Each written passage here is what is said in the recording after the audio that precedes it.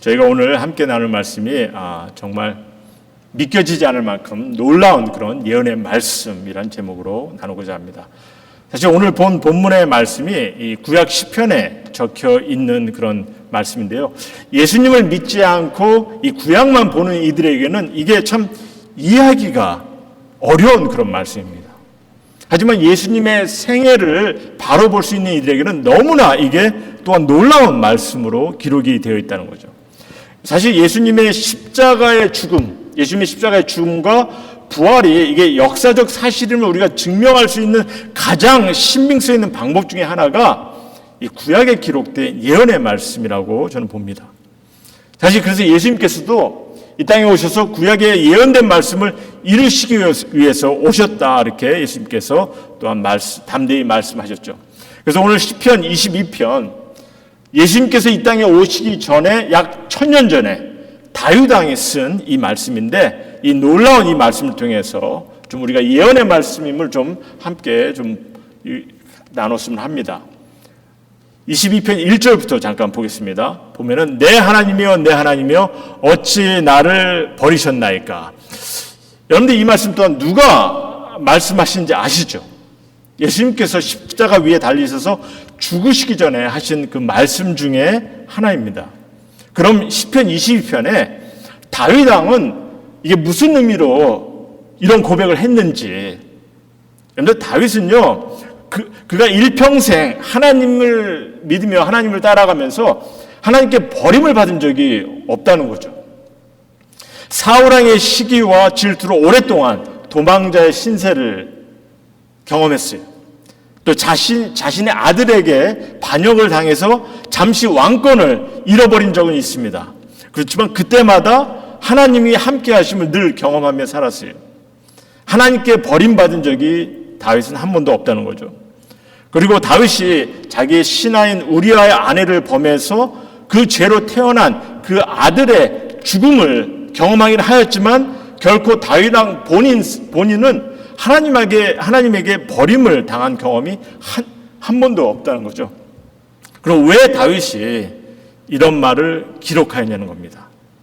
내 하나님이여 내 하나님이여 어찌 나를 버리셨나이까.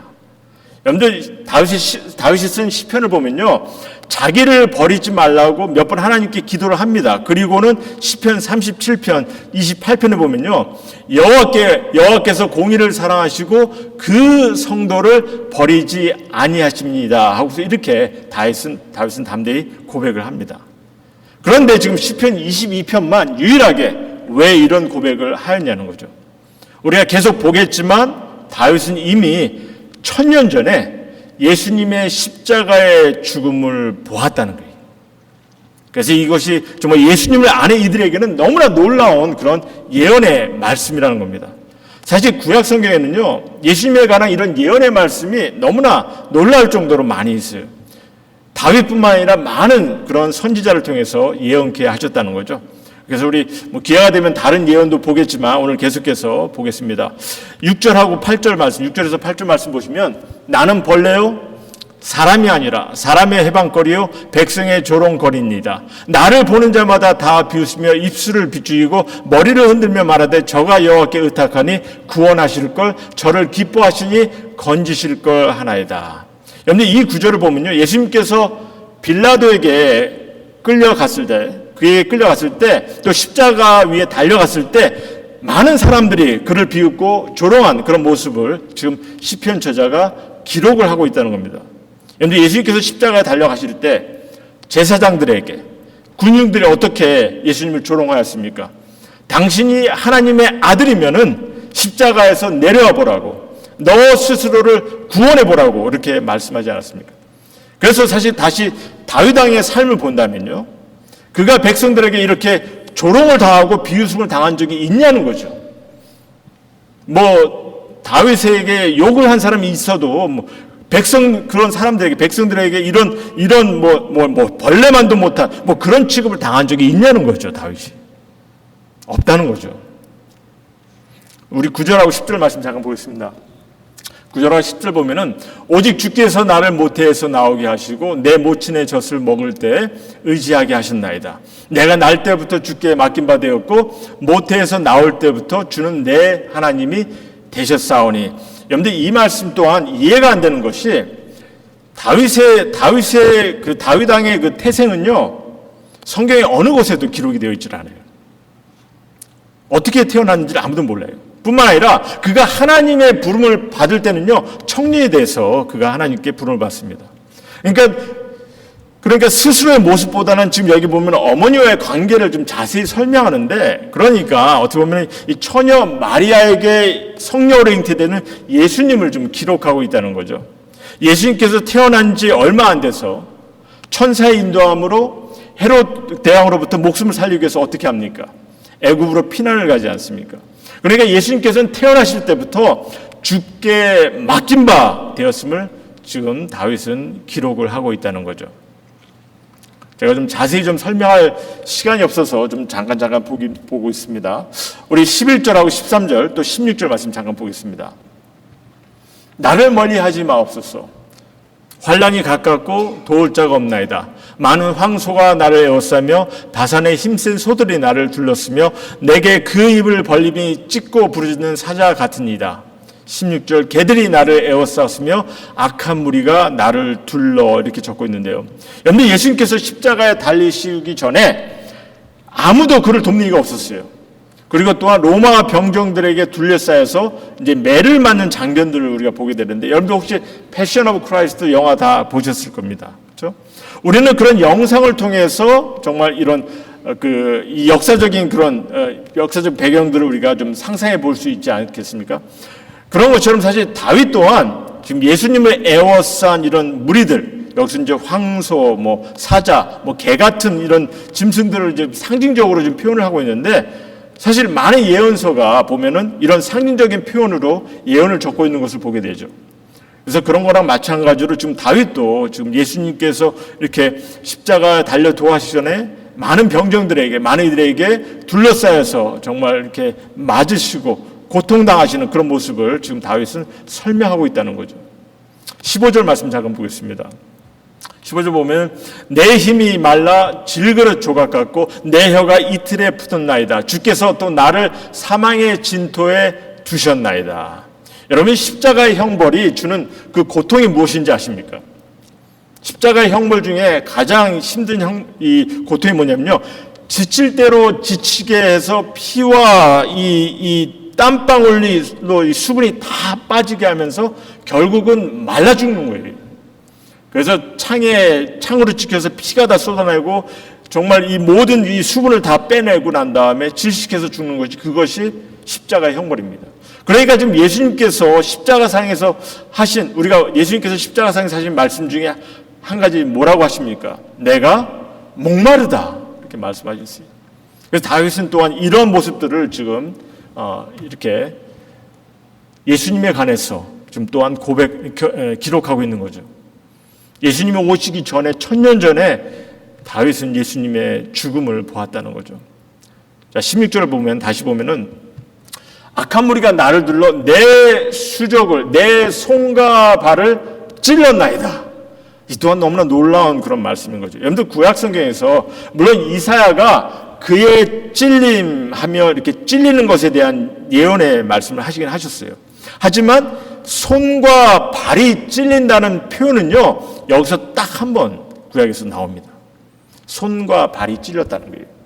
그래서 십자가에 못 박히는 그런 정말 처참한 그런 극형을 지금 그리고 있는 거예요. 그럼 어떻게 해서 다윗이 이를 기록할 수 있었냐는 거죠.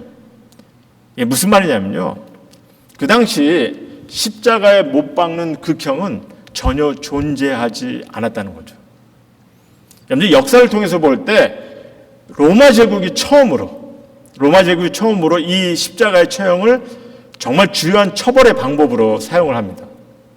그럼 어떻게 다윗이 이를 기록할 수가 있었냐는 거죠. 이 세상에서 가장 잔인한 그런 극형의 모습을 결국은 하나님께서 다윗을 통해 이를 예언케 하셨다는 거죠.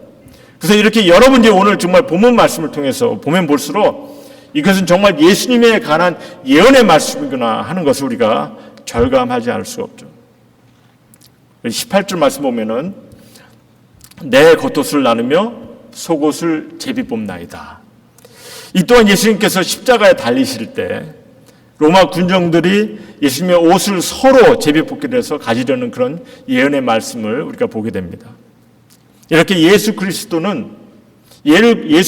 관한 그런 놀라운 예언의 말씀, 여러분께서 이런 그 구약의 예언의 말씀을 볼 때 여러분들은 어떻게 받아들이십니까? 믿으세요? 과연 이 예언의 말씀이 오늘 내게 어떠한 그런 도전을 주고 있는지 다시 한번 좀 생각해 보셨으면 합니다. 정말 놀라운 예언의 말씀으로 믿으시길 바랍니다. 그래서 이런 예언의 말씀이 그럼 오늘 내게 어떠한 가르침을 주고 있는지 우리 좀 두 가지만 보고 제가 말씀을 나누고자 하는데요. 먼저 첫 번째는요, 하나님께서 당신의 아들 예수 그리스도를 이 땅에 보내실 것을 약속하셨는데 그 이유는 우리가 감당해야 될 죄의 심판, 우리가 감당해야 될 수치, 우리가 감당해야 될 고통, 이 모든 것을 대신하기 위함이라는 거죠. 오늘 22편의 3절에서 5절 말씀을 다시 보면요, 이스라엘의 찬송 중에 거하신지요 주는 거룩하십니다. 우리 열조가 주께 의뢰하였고 의뢰하였으므로 저희를 건지셨나이다. 저희가 주께 부르짖어 구원을 얻고 주께 의뢰하여 수치를 당치 아니하였나이다. 이렇게 적고 있어요. 여러분은 내가 죄로 이 감당해야 될 이 처참한 이 심판, 정말 처참한 수치를 우리가 당해야 될 그 고통을 예수님께서 감당하셨다는 거죠. 사실 인간은 창조 때부터 우리는 죄로 말미암아 이 악한 마음 때문에 하나님의 자녀가 되는 것을 상실했어요. 그러나 우리를 너무 사랑하셔서 하나님께서 비록 죄인이 되었지만 그 죄인이 된 그 순간부터 하나님께서 인간을 위해서 구원자를 보내시겠다고 약속하신 거죠. 그리고 이를 당신의 아들 예수 그리스도를 보내심으로 그 약속을 이루셨습니다. 그리고 이 약속을 이루시기 위해서 이미 하나님께서는 이미 오래전부터 예언의 말씀으로 또한 약속하신 것을 보게 되죠. 그리고 그 십자가의 죽음은, 그래서 결국 예수님의 십자가의 죽음은요, 우리 죄의 형벌을, 처참한 죽음의 심판을 대신하기 위함을 우리는 보게 됩니다. 이로 인해 우리에게 정말 감격된 것은 영원한 생명을 허락하셨고 정말 하나님의 은혜를 우리가 경험하며 살 수 있는 자가 되게 하셨다는 거죠. 성경은 말합니다. 의인은 없나니 하나도 없다고. 모두가 죄인이라고 이렇게 말하고 있어요. 왜냐하면 우린 스스로의 그 의로 우리가 의롭다 할 수 있는 그런 어떤 능력도 없고, 사실 하나님께는 모두가 우리의 의를 통해서 우리를 바라본다 하더라도 우리는 모두가 죄인이라고 이렇게 성경은 얘기하고 있어요. 그리고 하나님의 의에 미치지 못한 죄의 싹은 뭐라고 말씀하십니까? 사망이라고 얘기하잖아요. 이 사망의 형벌을 벗어나기 위해서 누군가가 사실 대신 우리의 형벌을 감당해야 되는데, 그래서 내가 정말 죽어서 지옥을 향하든지 아니면은 아무 죄가 없는 이가 내 대신 죽음의 형벌을 감당해야 되는데, 그래야 좀 영생을 얻게 되는데 그것을 누가 그것을 하겠냐는 거죠. 그것이 정말 공의로운 그런 하나님의 뜻인데, 문제는 인간 어느 누구도 이 모든 죄의 것을 대신할 수 있는 이가 없다는 거죠. 우리가 암만 정말 모든 순간을 의롭게 살아간다 하더라도 우리는 우리 스스로를 구원할 수가 없는 죄인입니다. 그러게 하나님께서 이를 감당하시기 위해서 인간의 몸으로 하나님의 아들로 오셨다는 것, 그리고 흠없는 주님께서 정말 우리의 죄의 형벌을 그 십자가에서 다 감당하셨어요. 비록 죄의 형벌이 놀라울 정도로 고통스러움에도 불구하고 그 처참한 그 고통스러움을 주님께 감당케 하셨다는 거죠. 만약 우리에게 여러분들 예수님의 죽음 외에 죄의 용서함을 받을 수 있는 길이 있었다면, 영생을 얻을 수 있는 길이 있다면 왜 하나님께서 그 방법을 쓰시지 않으셨겠습니까? 생각해 보시기 바랍니다. 인간의 선한 삶을 통해서 스스로 구원할 수 있는 방법이 있다면은 다른 것을 통해서 영생을 얻을 수 있는 길이 있다면 왜 그 참혹한 고통과 죽음을 당하게 하셨겠냐는 거죠. 너무나 처참한 그 고통의 죽음을 당하게 하셨다는 거죠. 다른 방법이 없지 않습니까? 다른 길이 없어요. 만일 다른 길이 있다면, 그래서 부처님의 가르침이 가능하고 모하메드의 그런 가르침을 통해서 우리가 구원을 받을 수 있다면은, 그러면 예수님께서 가르쳐 주신 그 가르침을 통해서만 해도 우리가 구원이 베풀어져야 되는데, 그렇죠? 만일 그럴 수 있다면은 사실 예수님의 죽음은 헛된 죽음이에요. 우리의 죄를 사하기 위해서 그가 죽음을 감당하셨습니다. 그러게 그가 구세주가 되심을 믿었을 때 그의 죽음은 헛되지 않을 뿐더러 그 믿는 이의 구원이 우리에게 주어짐을 여러분들께서 인식하시고 주님을 구주로 믿으시는 그런 우리 성도님 모두가 되기를 다시 한번 주님의 이름으로 기원합니다. 만약 여러분이 이 조그마한 배를 타고서 이렇게 좀 즐거운 항해를 하고 있다고 생각해 봅시다. 근데 이런 뉴스가 들려오는 거예요. 허리케인이 오고 있다고. 지금 허리케인이 오고 있으니까 우리가 구조배를 보낼 테니까 당신의 배를 버리고 구조선에 타시고 돌아오라는 그런 긴급한 뉴스를 만약에 여러분께서 들으셨다면 어떠하시겠습니까? 스스로가 우리가 허리케인에서 내가 구할 수 있다 하면서 구조배를 무시하시겠습니까? 아니면 뉴스를 믿고서 여러분의 배를 두고서 구조선에 올라타시겠냐는 거죠. 여러분의 결단에 달려있다는 거죠. 그러나 여러분의 생애 그 결단은 정말 가장 중요한 결단이 될 것이라는 거. 왜? 그 배를 타지 않으면은 완전히 내 인생은 끝날 수가 있기 때문에. 그래서 저희 교회가 가장 중요시 여기고 바라는 것이 있다면요. 정말 이 주님의 증인이 되는 그런 것이고 또한 주의 복된 소식을 우리가 함께 나눌 수 있는 거죠. 너무나 놀랍고 귀한 그런 복된 소식입니다. 주님께서 이 놀라운 소식을 허락하셨어요. 그래서 나만 간직하는 것이 아니라 이 기쁜 소식을 여러분들께서 정말 믿고 계신다면은 우리가 또한 나눌 수 있는 그런 우리 성도님 모두가 되기를 소원합니다. 그래서 부활절을 기해서 좀 저들을 초대하는 그런 기회를 좀 갖기를 부탁드립니다. 많은 이들이 사실 이스터가 어떤 날인지는 알고 있어요. 그러나 왜 예수님께서 죽으셨는지 그리고 부활의 의미가 무엇인지 이에 대해서는 좀 모르는 이들이 좀 많이 있습니다. 그래서 좀 이를 알고 싶지 않느냐? 그러하면 인생이 바뀔 것이다 하면서 이렇게 좀 초대하는 그런 여러분들의 그런 한 주가 됐으면 합니다. 정말 주님께서 그 약속을 통해서 우리의 죄값을, 우리의 수치를, 우리의 고통을 감당하시기 위해서 오셨음을 기억하시고 또 하나는요. 이 모든 예언이 성취되듯이 이 말씀을 통해 하나님께서 약속하신 것은요. 반드시 이루어진다는 것을 다시 한번 좀 기억하시기 바랍니다. 우리 이사야서 55편 10절에서 11절 말씀 잠깐 보시면요. 이런 귀한 말씀이 있습니다. 이는 비와 눈이 하늘로부터 내려서 그리로 되돌아가지 아니하고 땅을 적셔서 소출이 나게 하며 싹이 나게 하여 파종하는 자에게는 종자를 주며 먹는 자에게는 양식을 줌과 같이 내 입에서 나가는 말도 하나님의 입을 통해서 나가는 말씀을 얘기하는 거죠. 하나님의 말씀도 이와 같이 헛되이 내게로 돌아오지 아니하고 나의 기뻐하는 뜻을 이루며 내가 보낸 일에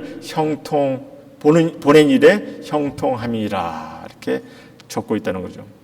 오늘 구약의 예언의 말씀이 예수님을 통해서 어떻게 이루어졌는지를 우리가 함께 보았습니다. 그런데 이 예언의 성취는 궁극적으로 무엇을 위한 것이죠? 이 예언의 성취는 여러분이나 저의 구원을 위한 것이죠. 궁극적으로 우리를 위한 약속인 것입니다. 우리를 위한 약속인 거예요. 그러기에 내 인생 삶에 우리가 정말 이 축복된 약속을 허락하신 것을 여러분들 기억하시기 바랍니다. 그런데 불란서의 그 철학자 볼테어라는 이는 기독교의 교리를 받아들이지 않았어요. 그는 예수님의 신적 존재를 믿지 않았고 다만 그냥 보통 인간보다 좀 능력 있는 그런 자로 이렇게 여겼습니다. 그래서 그는 기독교가 오래가지 않을 거라 이렇게 주장했어요.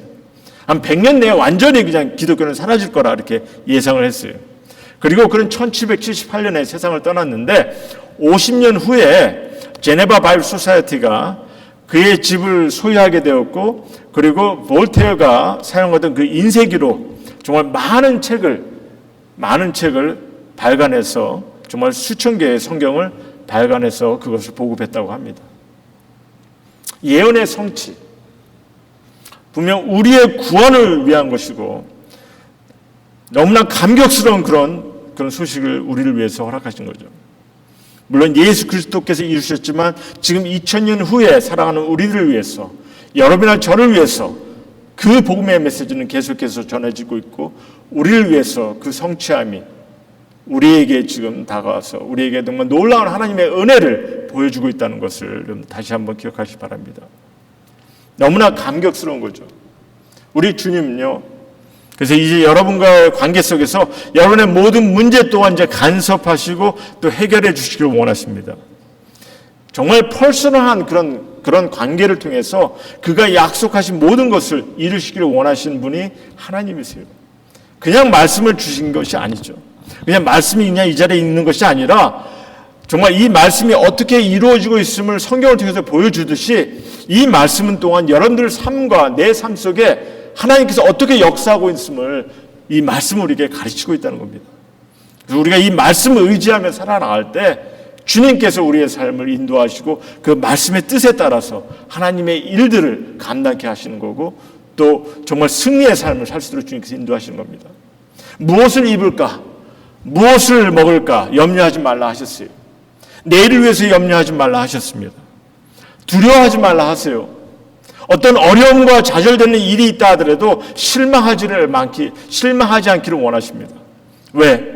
내게 도우실 이가 있기 때문에, 나를 지키시는 이가 있기 때문에, 그 놀라운 구원의 은혜와 그 약속과 성취를 보여주신 그 하나님께서, 그 놀라운 일을 감당하신 하나님께서 이제 말씀을 통해서 여러분들의 삶에 역사하시고 여러분들의 삶을 지키고 계신다는 거 기억하시기 바랍니다.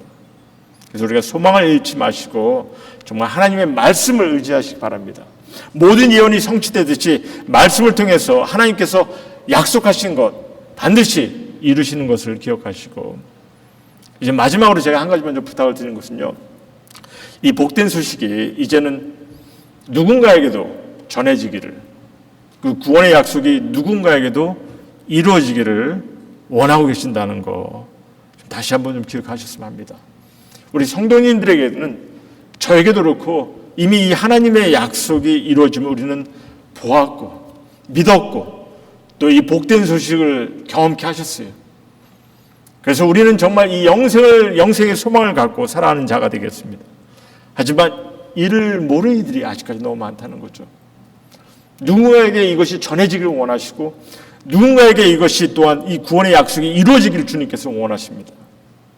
그래서 이 시간에 제가 마지막으로 좀 성도에게 부탁드리는 것은요, 잠깐 여러분들께서 이 시간에 잠깐 기도하면서 여러분들 마음속에 주위에 이 복음의 약속이 필요한 이가 누구인지를 다시 한번 좀 이 시간에 좀 생각하고 잠깐 기도하는 시간이 됐으면 합니다. 각자 우리 성도님들 이 시간에 잠깐 좀 눈을 감으시고 좀 마음에 정말 이 놀라운 이 하나님의 약속, 내게 받을 하나님의 이 놀라운 사랑과 은혜, 내게 허락하셨는데 이 기쁜 소식을 우리 주위에 누군가가 필요하지 않겠나. 그들을 좀 한번 좀 여러분께서 생각해 보시고 그들을 위해서 좀 기도하는 그런 시간이 됐으면 합니다. 그들에게도 이 약속이 전해지기를 원하시는데 어떻게 그들에게 이 약속이 전해질 것인지, 나를 통해서 주님께서 내가 주님의 도구로서 어떻게 쓰임을 받게 하실 것인지, 내게 담대함을 주님께서 허락하기를 바라면서 좀 기도하는 마음으로 여러분들 정말 저들을 향해서 잠깐 기도하시면서 우리 감격된 그 하나님의 이 약속의 말씀 여러분들 마음속에 새기는 그런 귀한 시간 됐으면 합니다. 잠깐 같이 기도하시겠습니다.